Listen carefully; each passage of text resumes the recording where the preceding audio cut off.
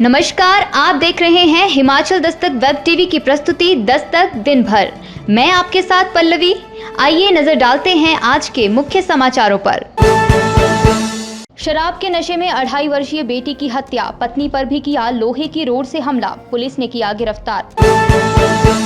मुख्यमंत्री की विपक्ष को चुनौती, दम है तो नगर निगमों के चुनाव पार्टी सिंबल पर करवा लो।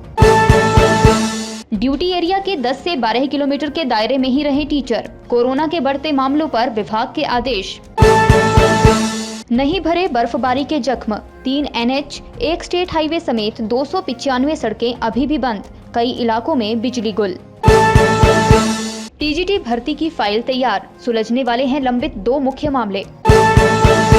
इस साल प्रदेश के स्कूलों से रिटायर होंगे 295 शिक्षक, पदोन्नति के इंतजार में लेक्चरर।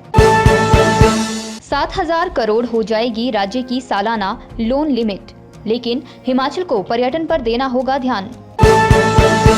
बर्फ में दबकर 60 साल के बुजुर्ग की मौत, 2 दिन बाद बरामद हुआ शव। नशे के खिलाफ पतलीकूहल पुलिस की कामयाबी, 1.5 किलो चरस के साथ एक गिरफ्तार। साधु के भेष में रह रहा था बेटी से छेड़छाड़ करने वाला आरोपी बाप, बिलासपुर पुलिस ने राजस्थान से किया गिरफ्तार। अब खबरें विस्तार से। पुलिस थाना गगरेट के तहत चलेट गांव में एक व्यक्ति ने शराब के नशे में अपनी 2.5 वर्षीय बेटी को मौत की घाट उतार दिया। व्यक्ति ने अपनी पत्नी पर भी रोड से हमला किया। मृतक बच्ची की पहचान जानवी पुत्री रविंद्र कुमार निवासी चलेट के रूप में हुई है। पुलिस ने आरोपी बाप रविंद्र कुमार के खिलाफ हत्या का मामला दर्ज करते हुए आगामी कार्रवाई शुरू कर दी है। वहीं रविंद्र को भी गिरफ्तार कर लिया गया है। घटना की जानकारी लोगों को सुबह मिली जब घर का दरवाजा ना खुला। लोगों ने दरवाजे को तोड़ा तो देखा कि फर्श पर 2.5 साल की बच्ची और उसकी मां पड़ी हुई थी। स्थानीय लोगों ने पूरे मामले की जानकारी पुलिस को दी। इस लड़ाई में व्यक्ति की पत्नी को भी गंभीर चोट आई है। उसे जिला मुख्यालय स्थित अस्पताल के लिए रेफर कर दिया गया है। पुलिस को पूरे घटनाक्रम की जानकारी मिलते ही पुलिस जांच में जुट गई है। पालमपुर दौरे पर मुख्यमंत्री जयराम ठाकुर ने विपक्षी दलों को परोक्ष चुनौती दी है, यदि दम है तो नगर निगमों के चुनाव पार्टी सिंबल पर करवा लो। सरकार इसके लिए तैयार है। अब राज्य के 4 नगर निगमों धर्मशाला, पालमपुर, मंडी और सोलन में चुनाव होने हैं और वोटर लिस्ट बनाने का काम शुरू हो गया है। हालांकि अब तक कांग्रेस की ओर से प्रतिक्रिया नहीं आई है। शिक्षकों में कोरोना के बढ़ते मामलों को देखते हुए शिक्षा विभाग ने स्कूल और कॉलेज शिक्षकों को स्टेशन न छोड़ने के आदेश जारी किए हैं। इन आदेशों में कहा गया है, शिक्षक जहां पर ड्यूटी दे रहे हैं उसके आसपास 10 से 12 किलोमीटर के दायरे में ही शिक्षकों को रहना होगा। कल मंडी में 37 और आज भी मंडी में ही 11 से ज्यादा टीचर पॉजिटिव आए हैं। हिमाचल प्रदेश में बर्फबारी के बाद मौसम साफ हो गया है, लेकिन बर्फबारी के जख्म अभी भी नहीं भरे हैं। मौसम साफ होने से सड़कें बहाल करने और बिजली बहाल करने के कार्य में गति आई है, लेकिन हिमाचल प्रदेश में 3 NH, 1 स्टेट हाईवे समेत 295 सड़कें अभी भी बंद हैं। ऐसे में प्रदेश के कई ग्रामीण क्षेत्रों से संपर्क अभी भी कटा हुआ है। कुल्लू में बर्फ में दबने से एक व्यक्ति की मौत भी हुई है। कई क्षेत्रों में बिजली बहाल नहीं हो पाई है। राज्य के शिक्षा विभाग में लंबित 2 मुख्य मामले अब सुलझने वाले हैं। इनमें से एक है TGT बैच वाइज भर्ती में नियुक्तियां और दूसरा TGT से PGT यानी स्कूल लेक्चरर न्यू की प्रमोशन। शिक्षा निदेशालय से मिली जानकारी के अनुसार TGT बैच वाइज भर्ती की फाइल अब तैयार है। इसे मंजूरी के लिए शिक्षा मंत्री को भेजा जा रहा है, जबकि TGT से PGT की प्रमोशन में अभी थोड़ा वक्त लगेगा। राज्य के शिक्षा विभाग में इस साल प्रधानाचार्यों की कमी बढ़ने जा रही है। इसी महीने के अंत में विभाग से 22 प्रधानाचार्य एक साथ रिटायर हो रहे हैं, जिससे स्कूलों में यह पद खाली हो जाएंगे। इतना ही नहीं, इस साल के अंत तक कुल 295 प्रधानाचार्य रिटायर होंगे, लेकिन इन पदों को भरने के लिए अब तक कोई फैसला नहीं हुआ है। हालांकि लोक सेवा आयोग को मामला भेजा गया है, परंतु वहां से कोई प्रक्रिया को आगे नहीं चलाया गया।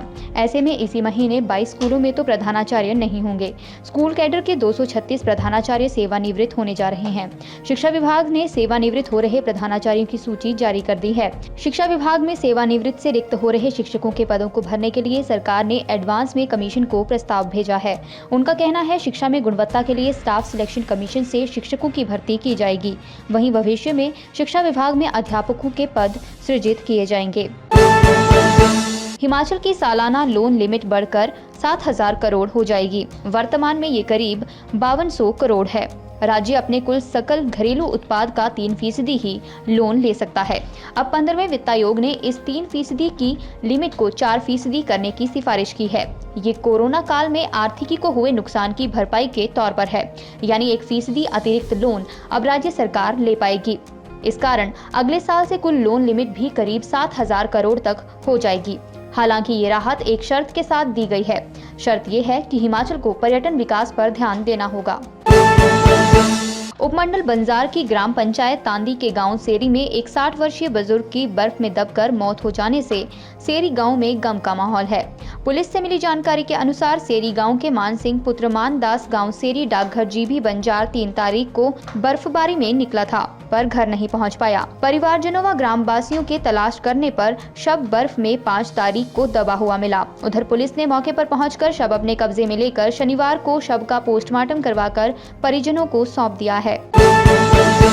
जिला कुल्लू के पतलीकूहल थाना के तहत पुलिस टीम ने एनडीपीएस एक्ट के तहत एक व्यक्ति को 1 किलो 164 ग्राम चरस के साथ गिरफ्तार किया है। जानकारी के अनुसार पतलीकूहल पुलिस टीम सोमवन के पास हरिपुर सड़क पर गश्त पर थी तो मंगल चंद गांव का थी पोस्ट ऑफिस फौजल को तलाशी के लिए रोका गया, जिसके पास से 1 किलो 164 ग्राम चरस बरामद हुई। कुल्लू पुलिस अधीक्षक गौरव सिंह ने मामले की पुष्टि करते हुए कहा कि आरोपी को एनडीपीएस एक्ट के तहत गिरफ्तार कर लिया गया है और आगामी कार्रवाई अमल में लाई जा रही है।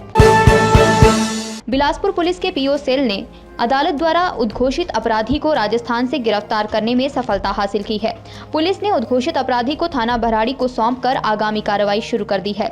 जानकारी के अनुसार 6 मई 2017 को 17 वर्षीय निशा देवी निवासी गांव कोट बलही ने अपने नाना कृष्णचंद व नानी सोमा देवी के साथ भराड़ी थाने में आकर चाइल्ड हेल्पलाइन काउंसलर तारा देवी व सीमा चंदेल की मौजूदगी में रिपोर्ट दर्ज करवाई थी। पुलिस ने निशा के बयान के आधार पर विभिन्न धाराओं के तहत मामला दर्ज किया।